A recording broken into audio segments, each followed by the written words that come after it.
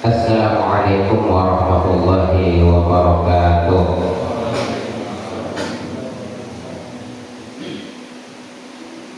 Alhamdulillahilladzi akramana bi sayyidina Muhammad.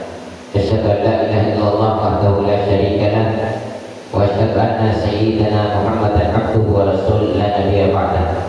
Allahumma shalli ala sayyidina Muhammadin wa ala alihi wa ashabihi ajma'in, amma ba'du.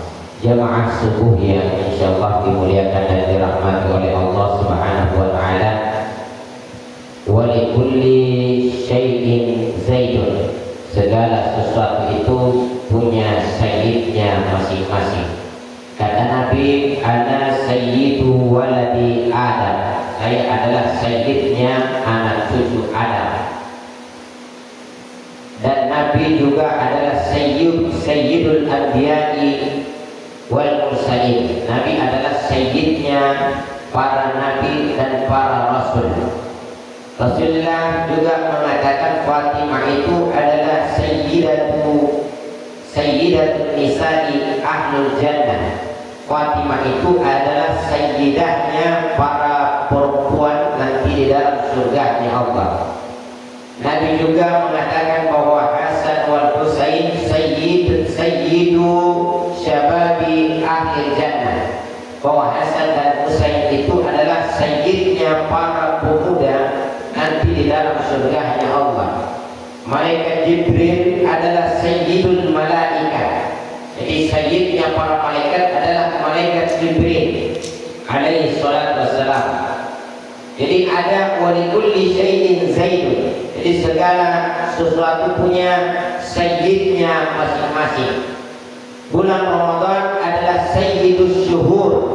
Bulan Ramadan adalah penghulu dari semua bulan. Dan hari Jumat adalah sayyidul ayyam, adalah sayyidnya para seluruh hari. Itu adalah hari Jumat, adalah sayyidul ayyam. Ada namanya sayyidul istighfar. Sayyidul istighfar itu adalah sayyidnya semua penghulu dari semua istighfar.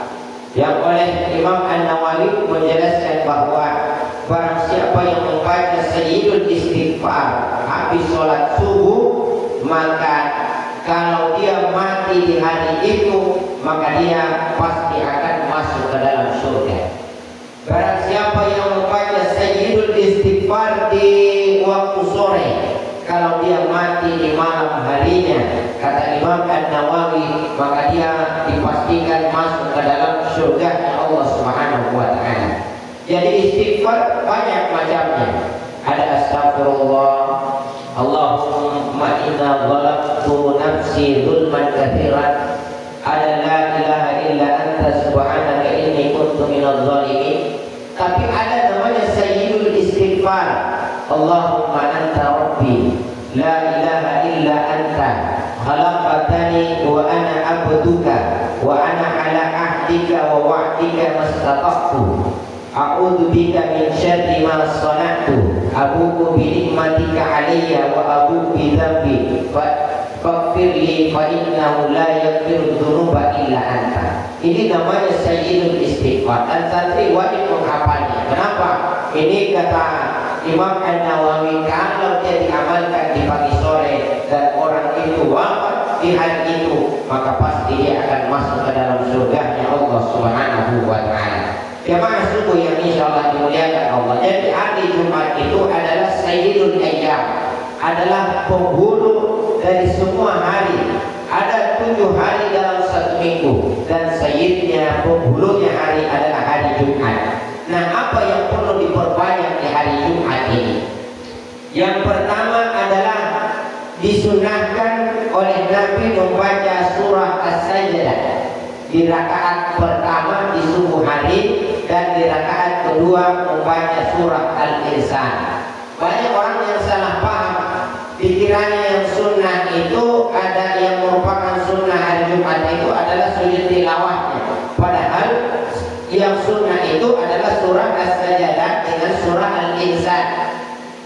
Ya, adapun sujud tilawah itu hanya mengikut, karena kita membaca surah As-Sajdah, ketika sampai di perintah sujud maka kita sujud. Namun jika tidak sampai di perintah sujud maka jangan sujud. Karena yang sunnah bukan sujudnya, tetapi yang sunnah di hari Jumat adalah al-insan di al-sajdah di rakaat pertama dan al-insan di rakaat kedua. Ini yang pertama. Yang kedua yang sunnah di hari Jumat itu adalah memperbanyak sholawat kepada Nabi. Kita ketika wafat, ketika meninggal dunia kembali kepada Allah, ketahuilah jemaah sekalian bahwa kuburan itu gelap, sempit.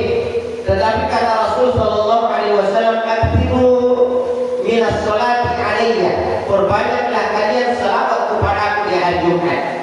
Karena sholawat itu kata Nabi, ya karena sholawat itu adalah nurun fil qabr. Sholawat itulah yang akan menjadi cahaya di dalam kuburan. Jadi yang bisa menerangi kuburan kita adalah sholawat kepada Nabi kita Muhammad sallallahu alaihi wasallam. Wa nurun fis sirat, dan cahaya di atas sirat.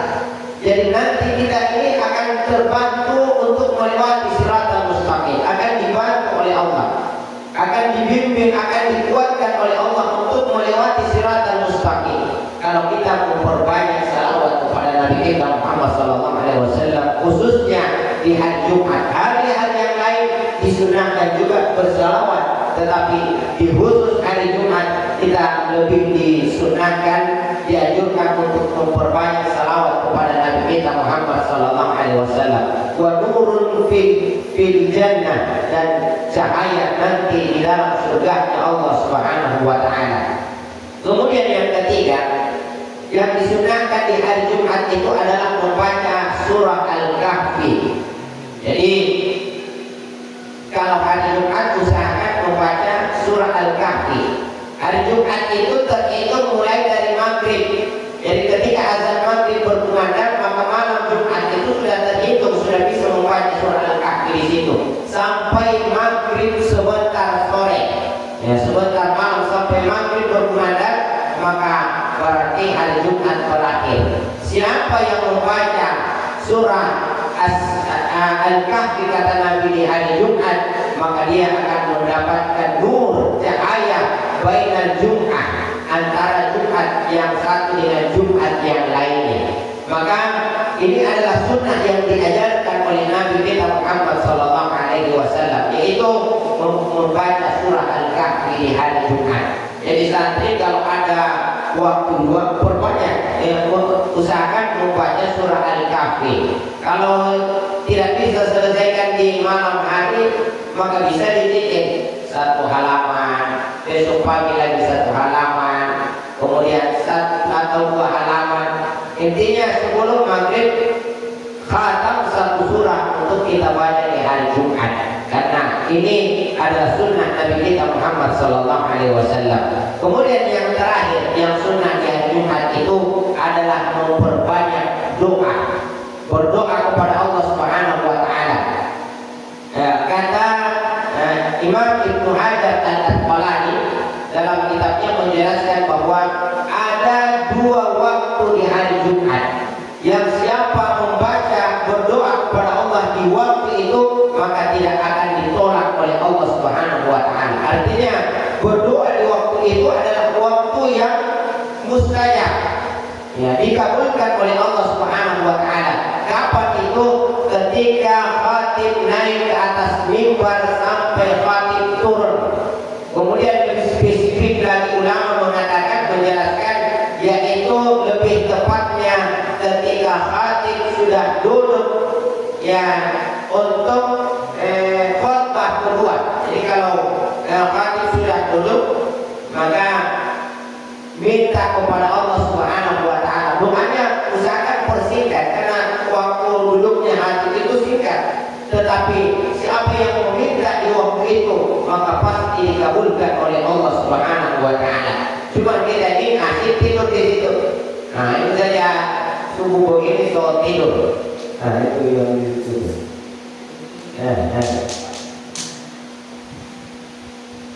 Kita biasanya tidur di situ atau tidak perhatikan, padahal di situ waktu yang mustajab untuk berdoa kepada Allah Subhanahu wa taala. Jadi kalau subuh ini, kalau duduk jangan duduknya kayak orang tua. Ya, duduknya orang tua itu dia pangku lututnya.